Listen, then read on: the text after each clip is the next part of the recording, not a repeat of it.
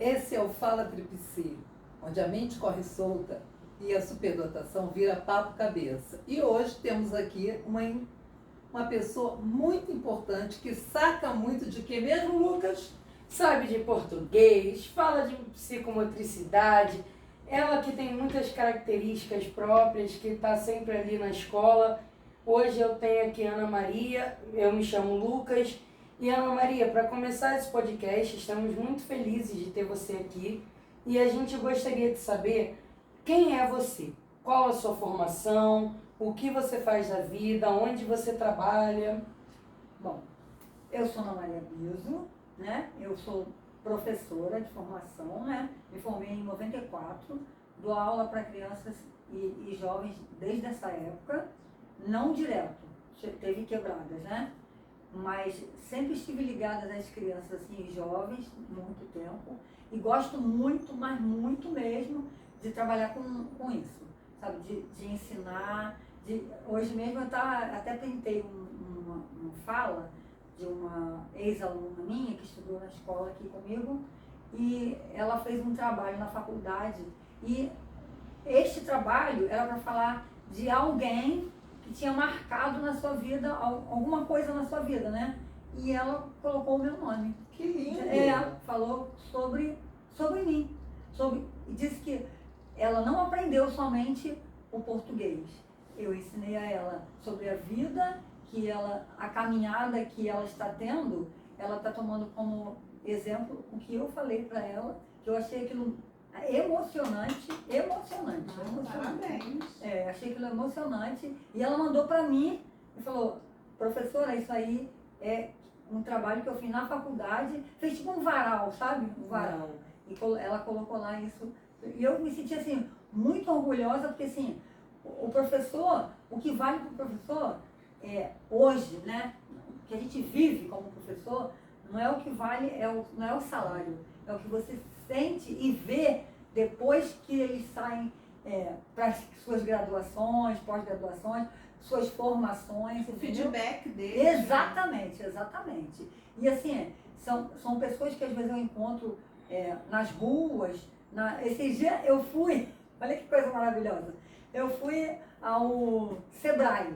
Fui ao Sebrae com uma amiga minha, e eu, meu esposo e ela, porque ela queria abrir uma sala para ela é enfermeira, né? Então ela queria abrir uma salinha para alguma coisa relacionada à enfermagem. E aí pediu pra gente ir junto, nós fomos. E sentamos lá, aguardando nossa vez. Quando chegou a nossa vez, chamou nós à mesa, né? Sentamos lá, a menina, a senhora foi minha professora. Falei, eu? A gente é reconhecida e nem lembra, né? Isso eu fui sua professora. A Alessandra falou a mesma coisa aqui. Eu fui sua professora. Falei, foi. Eu falei, você tem foto aí? Não. Ela foi e falou uma palavra assim, aquele palavrão que eu ensino pra vocês. Nunc-cirus leixão. Eu montei essa palavra há muito tempo, né? Porque é a junção de todas as finalizações das palavras paroxítonas, que são acentuadas. Então, assim, eu montei essa palavra, entre aspas, né? E assim, ela falou isso pra mim. E eu Ficou falei, marcado. nossa, mas você guardou esse nome. Porque não é fácil de você guardar isso, né? Ela falou, ensino para os meus filhos até hoje. Eu saí de lá, assim, com um orgulho enorme, sabe? E essa gratidão que a gente vê, né, nesses alunos, porque isso é gratidão. Sim. Isso é muito bom, né? Isso faz o coração da gente, ó, nossa. E o orgulho que a gente fica. Nossa, olha onde aquela pessoa chegou, olha onde ela está, olha o que ela conquistou, né? Poxa, isso aí é maravilhoso. Esse daí a gente vai ver ainda numa grande emissora, né? Porque esse daí tem tudo para ser um bom locutor, sim, né? Um bom comunicador. Na sala eu vejo bem isso. 3 anos já. Exatamente, na sala eu vejo bem isso. Eu já falei para ele que de repente pode ser um promotor da justiça, que tem que falar muito, um juiz, entendeu? Advogado, uma coisa relacionada à fala, né? Porque isso, tudo que é fala. E sabe o que eu gosto muito dele? Você não fica todo bobo, não. A leitura que ele faz, sabe? Eu falo às vezes, quem quer ler um texto, né, do livro, do exercício do livro. Aí às vezes ele não fala nada. Lucas Campos vai ler essa parte, porque eu gosto de ouvir ele ler, porque ele lê bem, tem um tom de voz muito bom, sabe? E assim, todo mundo escuta na sala, sabe? Exatamente. Ele não tem vergonha de soltar essa voz. Não mesmo. Não, aliás, acho que ele não tem vergonha de nada, né? Nada. A verdade é essa. Mas assim, eu gosto muito dele, tenho muito orgulho, sabe, Nós também. da evolução que ele está tendo, entendeu? E as daqui também eu vejo, né? Eu vejo também. Só em ele estar comigo, a gente já vê a evolução. Como já evoluiu. Você acompanha ele desde que ele entrou na escola, desde o sexto ano. Desde 2023 já. Exatamente. Então, a gente vê isso, sabe? Eu tenho olhos, eu vejo de forma diferenciada os alunos, sabe? As crianças, os jovens, eu vejo diferente. Eu não vejo assim, aquele ali é meu aluno. Não. Aquele ali é uma pessoa que está dentro do meu coração. É o meu filho, meu amigo, meu preferido, assim, eu vejo de uma forma diferente. É um amor, assim, de professor para aluno, mas como se fosse um amor de mãe, entendeu? Porque eu abraço todo mundo, porque o que eu quero ver é eles crescendo na vida, subindo os degraus da vida, né? Da escada da vida e chegando lá em cima e eu aqui embaixo, ó, aplaudindo porque conquistou o seu projeto, o seu objetivo e chegou a um lugar maravilhoso e conquistou felicidade, né? E você com certeza já fez esses aplausos para muitos alunos, né? Porque é uma carreira muito bonita também que você tem. Sim. E como é que você entrou assim na psicomotricidade? Olha só, sabe por que eu entrei na psicomotricidade? Vou falar. Eu estava conversando com alguns amigos, aliás, eu tenho uma prima que ela é psicomotricista, inclusive ela trabalha na prefeitura, ali no Neves, tem um CIEP, naquela rua que vai lá para Coruja, lá para dentro.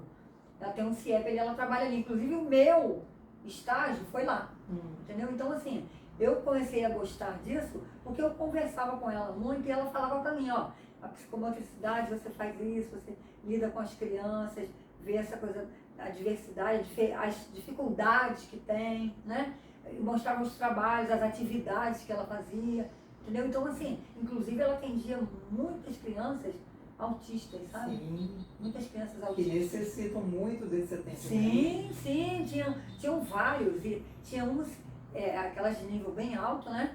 Que chegavam gritando, e quando ela já, de repente, tinha uma atividade organizada, já tinha que direcionar para o outro lado, porque naquela ali não ia dar certo, naquele momento, né? Sim. Tem muitas coisas assim também que acontecem. E aí eu fui gostando disso e entrei para fazer essa pós, entendeu? Inclusive eu fiz psicopedagogia institucional, neuropsicopedagogia, agora estou fazendo psicopedagogia clínica. Termino agora em março. Não para de estudar, né? Não. Sabe por quê? A mente não para. Isso. A mente, eu ficar velha sentada assim na televisão, não. Essa não é Ana Maria, sentada vendo televisão, não. Tá certo, Não para isso mesmo. mesmo. Ana Maria, e agora eu queria fazer uma pergunta para você. A gente tem um costume de todo podcast fazer essa pergunta aos nossos convidados. Para você, o que você entende, o que é a superdotação? Bom, eu entendo como superdotação, vejo de uma maneira assim, o aluno, né, a criança ou o adolescente, tem um conhecimento além dos outros, né, assim, tem direcionamentos, por exemplo, gosta mais de matemática, como a Laura, né, vai se dar bem em matemática, então eu vejo isso como uma superdotação voltada para esta área, entendeu? Como tem uma outra para biologia, para história. E eu acho que isso já vem de berço, sabe? Já nasce assim. Isso é uma grande verdade, porque assim, existe a diferença entre o talento e a superdotação. A superdotação, muitas vezes a criança nasce até num meio onde não há nenhum privilégio. Então, assim, é um local onde não haveria, talvez, possibilidade dessa parte dela ser expressa, mas ela vai encontrar um canal. Sim. Ou quando não encontra o canal, vem as questões comportamentais, né? Vamos pensar, vamos pegar um exemplo. Alguém que gosta de piano, tem habilidade para o piano sim. e nasce num lugar onde não existe um piano. Mas ela vai encontrar qualquer outro instrumento e vai mostrar essa habilidade. Se essa habilidade vai ser desenvolvida ou não, vai depender de vários fatores. O talento eu posso até não ter essa habilidade, mas eu vou me esforçar para fazer. Então, o talento é um treinamento. A superdotação, né, o que a gente diz altas habilidades ou superdotação, não é isso. Independente do treino, isso é uma coisa que nasce com a pessoa. Não é um dom, mas tem uma característica inata. Sim. Né? Então, essa é a grande diferença, que às vezes as pessoas têm essa dificuldade de fazer. Para nós aqui no Instituto, não importa muito se chama de talento, se chama de superdotação ou altas habilidades. O que a gente quer, na verdade, é sempre estar trabalhando justamente com essas características. Porque nós usamos aqui a teoria do Renzulli e a teoria do Gardner, das inteligências múltiplas. E a questão da superdotação é quando os 3 anéis, segundo o Renzulli, se convergem, né? Mas é importante a gente saber que uma coisa é diferente da outra. Às vezes a gente fala como se fosse sinônimo. Para a gente que trabalha na área, a gente vai trabalhar, porque na verdade os teóricos hoje colocam que todos os alunos, desde a educação infantil, deveriam de ser estimulados em todas as áreas, para que ali fosse desenvolvendo, fosse apontando qual é a área de superdotação ou de talento daquele aluno. Por quê? Porque a gente sabe que a gente que é da área pedagógica, que quando a gente tem uma área de talento, onde a pessoa aumenta a sua autoestima, ela consegue lidar com coisas que são desafiantes. Exatamente. Agora, quando eu tenho a minha autoestima baixa e eu ainda tenho um desafio, muitas vezes eu parto para ser aquele aluno que às vezes é o encrenqueiro, que puxa briga, que faz gracinha na sala de aula. Por quê? Porque na verdade eu estou desconfortável. Esse comportamento está falando alguma coisa. E muitos professores ainda têm um pouco de dificuldade de entender isso. E como é isso na sua escola? Essa parte de talento, superdotação? Isso. Os professores têm dificuldade de ver isso. Tem. Inclusive tem professores, assim, porque a gente conversa, né? Nas aulas vagas, nas horas do recreio, no conselho de classe. Só que tem professores que não vê isso, não vê de forma nenhuma. Tipo assim, eu sou professor de biologia, vamos supor, né? Estou dando um exemplo. Sou professor de biologia. O que eu tenho que ensinar é só biologia. Eu não tenho que olhar para aquele aluno onde ele está melhor, em que ele está melhor, como ele está se saindo naquele assunto, naquela parte da matéria, porque às vezes também, Graça e Lucas e todos vocês, às vezes a criança tem aquilo guardado dentro, e aí, porque se eu falar muito, todo mundo vai ficar falando para mim, e olhando para mim, que não quer, fica me olhando, eu fico sem jeito.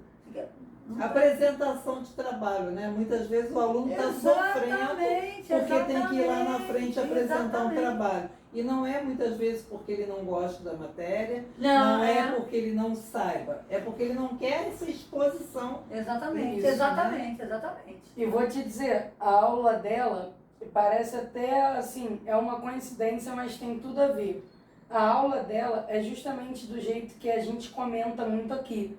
Ela dá aula, às vezes ela passa desenho, aí ela pede para falar sobre o trabalho dela, agora é o poema concreto e muita coisa assim, aula com interação, com todo mundo lendo texto, aí brinca de vez em quando. aí conversa um negocinho, e isso a turma acaba prestando mais atenção. E isso é muito bom para quem tem a superdotação, até outras condições. E Ana Maria, agora, para a gente começar a entrar mais no seu lado profissional, eu gostaria de saber primeiro das suas pós, para depois a gente entrar na sua faculdade, né, de professora. Vamos começar da pós. Eu gostaria de saber para você o quão importante é o seu trabalho com a psicomotricidade, com a psicopedagogia, o que isso influencia, assim, até no seu trabalho de professora. Como eu disse já, eu gosto muito de lidar com crianças e jovens. Então, eu gosto de ver, eu acredito muito que essas áreas em que eu estudo, ou que já estudei, ou que estou estudando, faz com que eu me aproxime mais da criança e do jovem e veja nele as necessidades que eles precisam que eu possa ajudá-lo, entendeu? Então, eu organizo isso, atividades lúdicas, atividades escritas, atividades de leitura, tudo de uma forma assim, que não fique um troço chato, né? Uma dinâmica diferenciada. E aí, isso faz com que eu consiga fazer aquela criança desenvolver de uma maneira. Agora, por exemplo, eu estou atendendo um menininho ali no Iguaçu, na parte de psicopedagogia. Ele tem 5 aninhos, sabe? Na escola dele, os alunos da turma estão evoluindo, né, no aprendizado, e ele não. Então, eu atendo ele como psicomotricista e psicopedagoga. Então, a parte de psicomotricidade, ele segurava o lápis assim, ó. Entendeu? Hoje, eu comecei a atendê-lo em, acho que maio. Hoje ele já segura o lápis direitinho, sabe? Ele já sabe o A, E, I, O, U, sabe? Ele tem 5 anos. Obviamente, nossa, mas você está ensinando o A, E, I, O, U para ele, porque na escola já está dando. A escola deu um texto que ele tinha que colocar o título do texto. E a escola está cada vez mais precoce. Sim, né? A escola está exatamente. oferecendo o material pedagógico cada vez antecipadamente. Então não adianta a gente Exato. fingir que não tem que ajudar. Claro, né? claro. Exatamente. Atender a necessidade. Assim como a gente pega criança que muitas vezes quer aprender a ler e escrever. A Júlia, né, ela se revoltou na escola, foi fazer queixa à direção da escola quando ela estava. Por quê? Porque na educação infantil a professora brincava com ela que no ano que vem você vai aprender a ler e escrever. Chegou no ano que vem, não ensinou a ler e escrever, ela, vou reclamar. A tia Rafaela, na época, foi até a minha ex-sócia aqui, falava assim, ela não estava ensinando a ler e escrever. E a Rafaela também é uma excelente psicopedagoga. A Rafaela Agra é uma excelente psicopedagoga. Então, assim, a criança, muitas vezes, ela tem a necessidade de aprender. Né? E a gente tem que estar atento a isso, né? E você também tem que, vamos dizer assim, captar, vamos dizer assim, o que ele precisa. Exatamente. O que a criança precisa. Não é você chegar assim, hoje nós vamos fazer isso. Tá, nós vamos fazer isso, mas ele precisa disso. Você tem que ver do que ele precisa. Até porque ele, às vezes, não está preparado. Exatamente. Muitas vezes a gente tem dentro de sala de aula os alunos inclusos. Sim. E se você quiser que ele faça uma interpretação de texto, ele muitas vezes não vai conseguir. Não vai. Né? Não daquele texto rebuscado. Agora, se você traduz, se você tira a complexidade do texto, ele vai poder fazer. Exatamente. Eu gosto muito de lidar com imagens, entendeu? Imagens. Porque assim, música e imagem para mim, a criança aprende 1000 vezes melhor. Entendeu? Verdade. A imagem, você dando, se eu falar assim, peixe, ele pode imaginar o peixe que ele quiser, né? Agora, se eu mostrar a imagem a ele, esse aqui é um peixe. Nossa, olha, ele é amarelinho, ele tem as escamas prateadas, umas coisas assim. Então ele está vendo aquilo ali. Eu gosto muito disso, sabe? Concreto, né? Exatamente. O concreto que eu gosto, concretismo, né? Eu gosto muito, porque eu acho que assim faz a criança ter uma visualização melhor do que aquilo que você quer passar para ele. Entendeu? Eu trabalhei segunda-feira, terça-feira, com esse menininho que eu atendo, eu levei um papel assim colorido, até a avó dele que me deu, assim, verde água, né? E aí o que eu fiz? Fiz uns riscos de caneta azul assim, como se fosse o mar. E levei imagens de peixe, tartaruga, de navio, e levei um navio pintado, impresso, né? E o outro para pintar. E eu falei assim, hoje a gente vai fazer um mural que vai mostrar pra gente o fundo do mar e sobre o mar, o que está sobre as águas, né? Aí ele, nossa, você vai fazer eu ver peixe? Vou fazer você ver peixe. Aí botei as imagens olha, ele ficou deslumbrado. Porque eu levei uma foto de um cavalo marinho, uma tartaruga, peixinhos diferenciados, né? E levei esse navio, porque ele é apaixonado pelo Titanic. Então, aí já eu levei um navio, exatamente. Já pegou o emocional do garoto, exatamente. Esperta. E a mãe levou ele naquela exposição que teve no Plaza, de Lego. Sim. E tinha o Titanic de Lego. E ele fala muito, inclusive ele falou pra mim, eu vou pintar esse Titanic igual o Lego que eu vi lá. Eu falei, então pinte, vamos pintar. Entendeu? Então, assim, eu gosto muito dessas coisas. Então você faz atendimento domiciliar também? Também. Que legal. Também. E é tão difícil uma pessoa que faça o atendimento domiciliar. Também eu faço. Muito bom. Muito bom. E assim, ele está evoluindo muito mesmo. Outro dia eu levei bolas coloridas de EVA, né? Verde, amarelo, coloquei uma aqui, uma ali. Fiz assim, tipo, fazendo o desenho do Z, né? Falei assim, você vai pisar em cima dessas bolas no chão, um pé em cada bola, para você trabalhando em equilíbrio, né, com ele. Aí ele fez direitinho, entendeu? Eu posso ir pulando? Eu falei, não, vai caminhando. Em cada bolinha você vai caminhando. Então, assim, foi muito bom, sabe? Às vezes a pessoa fala, mas bolinhas, o que vai fazer isso? O caminhar é o caminhar. É o equilíbrio, né? O equilíbrio. Estou trabalhando tudo em cima do que é necessário desenvolver. Exatamente. O plano terapêutico individualizado tem que ser muito específico para a necessidade. Claro. Porque senão você vai evoluir a criança como? Vai evoluir a pessoa de que forma? Sabendo de onde ele está e aonde pode chegar. Exatamente. E isso na sala de aula também tem que ser Também. Não é só na parte clínica, é também na parte educacional. Exatamente. Né? Exatamente. Tanto é que esses alunos que são mais necessitados, que eu vejo que precisa mais de atenção, eu vou à mesa ou eu coloco mais para frente, entendeu? Para poder ficar um negócio mais perto de mim. E você faz sozinha essas adequações curriculares ou a escola, a coordenação auxilia? Sozinha. Eu faço por minha conta. Entendi. E assim, lá na escola, eles pedem para colocar assim, quem usa óculos na frente, quem é autista na frente, né? Os que mais precisam. Só que às vezes a sala é desse tamanho e tem mais alunos que precisam do que não precisam. A fileira são 5 fileiras, vamos dizer. 1, 2, 3, 4, 5. 5 carteiras na frente, né? Só que eu tenho 10 que precisam ficar na frente. Então, o que eu faço? Eu já dei uma ideia, só que não foi aceita, de fazer a sala arrumadas em meia-lua, as carteiras. Porque eu acho que se eu ficar no meio da meia-lua, eu vejo quem está ali, quem está aqui, quem está aqui, quem está aqui. E todos esses estão perto de mim. E eles estando perto de mim, eu tenho certeza que eles se sentem mais acolhidos para poder chegar para mim e falar assim, essa parte da plateia eu não entendi. Você não pode explicar novamente?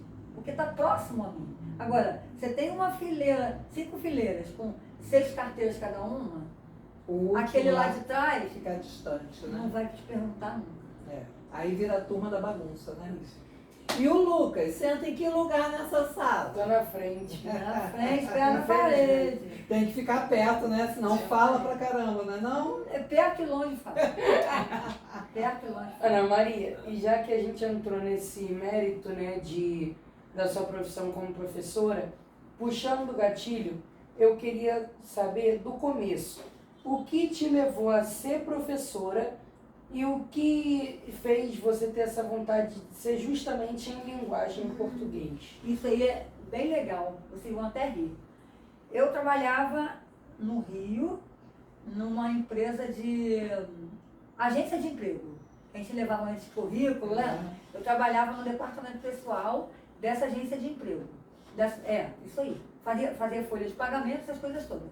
Um belo dia, o meu amigo que vinha comigo na barca, que morava no Barreto, nem nunca mais vi.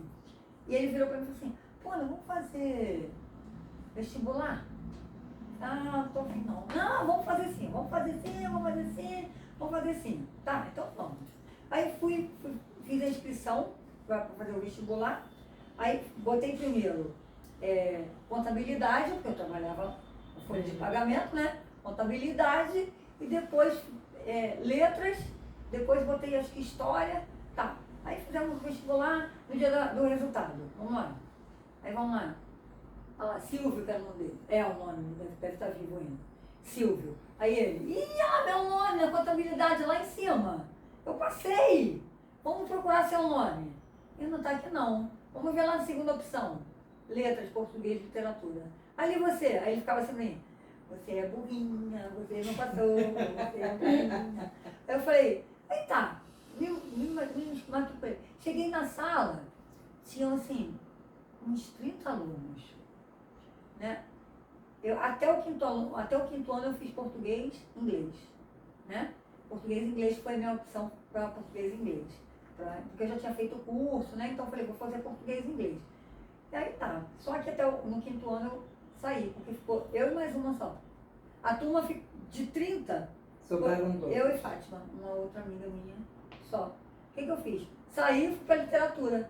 Eu tinha mais gente também para fazer trabalho, interagir, né? E ela também saiu. E a professora de inglês vivia atrás da gente. Volta, volta, volta, volta. Entendeu? Mas assim, eu entrei em letras por conta de ter passado para a segunda opção. Só que quando eu cheguei lá, na sala, quando eu comecei a estudar, fazer os estágios, eu vi que aquilo era o que eu queria. Ah, que legal. Era o que eu queria. lindo. Sim, era o que eu queria. Eu amo ser professora. Mesmo sendo tão desvalorizado o professor aqui no nosso país, eu amo ser professora. Amo mesmo. Porque eu me dedico assim ao máximo para poder fazer com que o aluno cresça, aprenda e chegue lá no topo para poder eu aplaudi-lo. Entendeu? Eu gosto muito disso. Muito. Que bom, Ana. Muito obrigada Nada. por você gostar tanto de ser professora e por ter vindo aqui hoje contar a sua história pra gente. Nada por nada. Foi muito bom, muito prazer. Né? Ainda mais sendo entrevistado com um rapaz igual a esse. A Maria, Nossa, gostei demais. obrigado pela sua presença. O Instituto Tripici, com o nosso quadro Fala Tripici, agradece a sua presença aqui. Foi muito bom a gente ter esse papo para entender um pouco mais sobre a educação, sobre a psicomotricidade. E agora eu quero fazer um pedido a você aí de casa. Se inscrevam na rede social do Instituto Tripici, no YouTube, Instituto Tripici, e nas outras redes sociais também, como Instituto Tripici, e no TikTok, como Cortes Tripici. É muito importante o apoio de vocês para que continue acontecendo esse podcast aqui. E que vocês possam compartilhar, curtir, comentar, que vocês possam interagir e também estarem sempre presentes aqui. A presença de vocês importa muito.